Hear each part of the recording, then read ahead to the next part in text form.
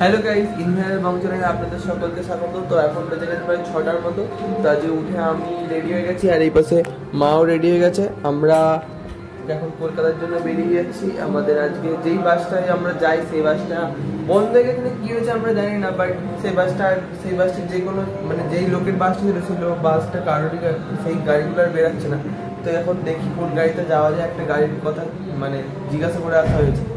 এখন দেখা হচ্ছে কলকাতায় বাসে রেডি হয়ে তো বেরিয়ে পড়েছি। কটায় বাস ঠিক জানি না, এই বাসে অনেক দিন যাওয়া হয়নি। ওর পাপা আমাদের ছেড়ে দিয়ে আসবে স্ট্যান্ডে। আর কটায় বাস, এখন তো 6টা বেজে গিয়েছে। আমরা বাসে যেতাম বারাসাতে, তখন ওইটা টাইম ছিল 6:25। এখন 6টা বেজে গিয়েছে। আর এসেছি, আসার পরেই বাসটা স্টার্ট দিয়ে দিয়েছে। আজকে জল আনতে ভুলে গিয়েছিলাম, রোহান জল আনতে নেমেছিল, স্ট্যান্ডেই আনতে গিয়েছিল আর বাস ছেড়ে দিয়েছে। আমার তো তখন ভয় লেগে গেছে। এখন আমরা চলে এসেছি মায়াপুরে। আর ভিডিও করিনি তাড়াহুড়োর মধ্যে, আর কি ভিডিও করব। মায়াপুরে এখন এই বাসটায় আমরা ভেবেছিলাম কিছু একটা খাবার দাবার নেবো, কিন্তু ওই পারে আর দাঁড়ালো না বাসটা, এই পারে চলে এসেছে। এখন আমরা চাপাডাঙ্গা ব্রিজটা পার হচ্ছি। চলুন কলকাতায় গিয়ে একবারে এই যে চলে এসেছি। এখানে দক্ষিণেশ্বরের নিচের দিয়ে যাওয়া।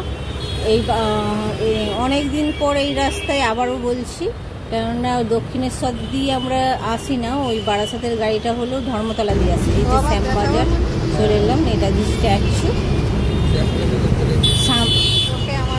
এখন আমরা মহাজাতির হোটেলে নেমে পড়েছি। তো নেমে এখন এগাচ্ছি, কারণ আমরা যেখানটা থেকে অটো তুলি সেটা একটু স্ট্যান্ডটা একটু আগে, এটা আমি এখন একটু আগে নামিয়ে দিয়েছি, কারণ মানে গাড়িটা থেমেছিল। বাড়ি চলে এসেছি আমরা 10:30 নাগাদ বাস থেকে।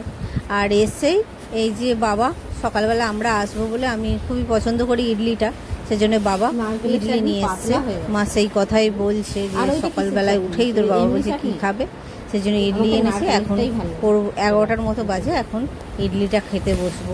রোহান গেছে ফ্রেশ হতে। আমাকেও ভালো লাগে ইডলি ধোসা এগুলো। তোরও তো করবি, এরকম হয়নি না, এত সফট হয় না, মানে হয়, মানে এইটার যেমন এগুলো ফ্লাপি, মুখে দিলে গলে যাবে হয়। এদের মানে শুধু চালের করে, ডাল মানে দেয় নাকি বলো তো? ডাল দিলে বেশি ইজি হয়, ফাটটা মানে। আর মেশিন পাওয়া যায় ইডলি, সেই ব্যাটারটা যে তৈরি করে মেশিনে। চলো বেরিয়ে পড়েছি, এখন বাজে 5টা বেজে গেছে, 5:30টার মতো।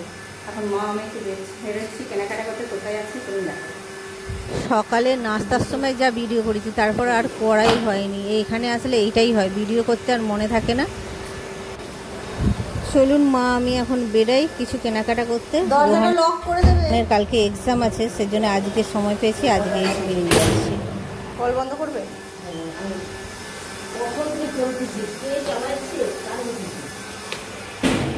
বাড়ি থেকে বেরিয়েছিলাম তো ফুলবাগানে শাড়ি কেনার জন্য, আবার অটোয় করে চেপে চললাম কোথায়, নেমে পড়েছি হলো কলেজ স্ট্রিটে। বাটা কলেজ স্ট্রিটের দিকে যাচ্ছি এখন। ঢাকেশ্বরী মোহিনী মোহন কাঞ্জিলাস দুটোর মধ্যে যেখানে হোক দেখবো শাড়ি কেমন কি চৈত্র সেলের কেমন কি অফার দিচ্ছে, সেইটা দেখবো। চলুন যাই। আমি 3-4 বছর আগে একবার এসেছিলাম, এখানে এসে তো অবাক। আদি ঢাকেশ্বরী যে কটা আছে, কোনটা মেন ব্রাঞ্চ খুঁজে পাচ্ছি না। আদি মোহন কাঞ্জিলাল কোনটা মেন ব্রাঞ্চটা, ওই কলেজ স্ট্রিটের মোড়েই আছে। কলেজ স্ট্রিট থেকে বাড়ি ফিরে পড়েছি।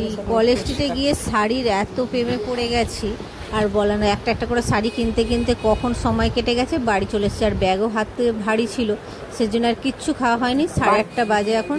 বাবা ঘরে এসেই বাবাকে বললাম, বাবা একটু তুমি আমাকে একটু ফুচকা এনে দাও, ফুচকা খাবো বলে এই যে বাবা ফুচকা এনেছে, এখন ফুচকা খেতে বসবো। 50 টাকার আনবে কিছু না, চলে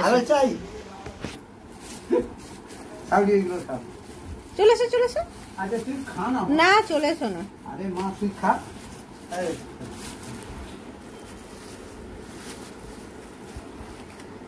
এখন এদিকে বসে জায়গায় আমি ঘুরে ঘুরে দেখি, তাহলে ফুলবাগান দিকে যাই। গন্ধরাজ লেবু দিয়েছে, হ্যাঁ দিয়েছে। চলুন এই পাশে আমি ফুচকা খাই। আজকের ব্লগটা এখানেই শেষ করছি। যদি ভালো লাগে লাইক কমেন্ট শেয়ার আর সাবস্ক্রাইব করার অনুরোধ রইল। Good night, take care.